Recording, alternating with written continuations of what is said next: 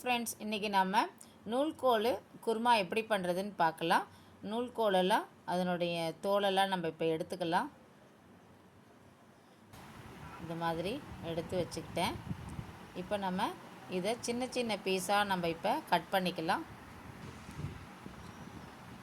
இது மாதிரி சின்னதாக கட் பண்ணிக்கலாம். இதை அப்படியே எடுத்து நான் குக்கரில் போட்டு வேக வைக்க போகிறேன். டைரெக்டாக வேக வச்சா சரியாக வேகாது.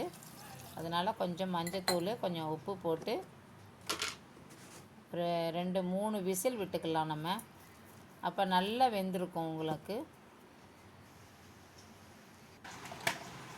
இப்போ நம்ம ஒரு மிக்ஸி ஜாரில் குருமாவுக்கு தேவையானதெல்லாம் அரைச்சிக்கலாம். கொஞ்சோண்டு சோம்பு, இல்லைன்னா ஜீரகம் போட்டுக்கோங்க. ஏலக்காய், கிராம்பு, கொஞ்சம் தேங்காய், கொஞ்சம் முந்திரி பருப்பு போட்டுக்கிறேன்.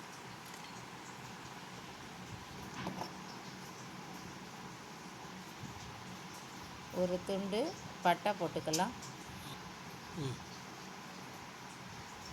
கொஞ்சமாக கசகசா போட்டுக்கிறேன். இப்போ இது நல்லா நம்ம நைஸாக அரைச்சிக்கலாம். இது மாதிரி அரைச்சி எடுத்து வச்சுப்போம். இப்போ நூல்கோல் நல்லா வெந்துடுச்சு. ஆஃப் பண்ணிவிட்டு ஒரு கடாயை போட்டுக்கலாம். இப்போ அதில் கொஞ்சம் எண்ணெய் விட்டுக்கலாம்.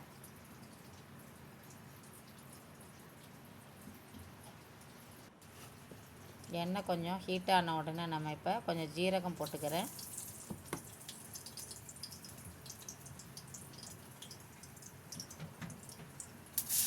வெங்காயம் சின்ன சின்னதாக கட் பண்ணியிருக்கேன். அது நல்லா வதக்கிக்கலாம்.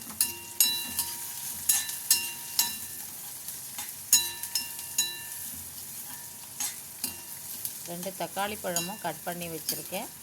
வெங்காயம் நல்லா வதங்கின பிறகு அதை போட்டுக்கலாம்.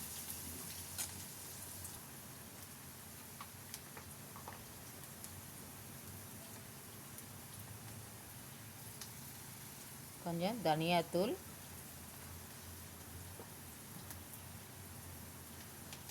மிளகாத்தூள்,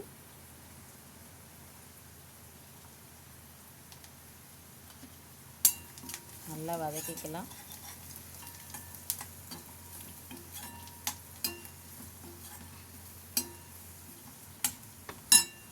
இப்போ நல்லா வதங்கி எடுத்து இப்போ நம்ம தக்காளி பழம் எடுத்து போட்டுக்கலாம். அதில் போட்டுட்டு நல்லா வதங்கட்டும். கொஞ்சம் கருவேப்பிலை போட்டுக்கலாம். இப்போ வேக வச்சுருந்த நூல்கோல் எடுத்து இதில் போட்டுக்கலாம். அதனுடைய தண்ணி எடுத்து வச்சுருக்கேன். நம்ம லாஸ்ட்டில் ஆட் பண்ணிக்கலாம். இது நல்லா இப்போ கலந்து விட்டுக்கலாம். அரைச்சி வச்சுருந்த அந்த குருமாவுக்கு அரைச்சிருந்ததை எடுத்து இதில் போட்டுக்கலாம்.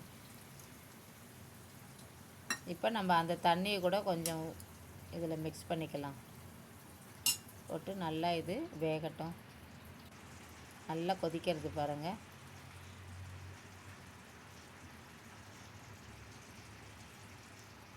இது நல்லா சப்பாத்திக்கு, ரைஸில் கூட பசஞ்சு சாப்பிடலாம்.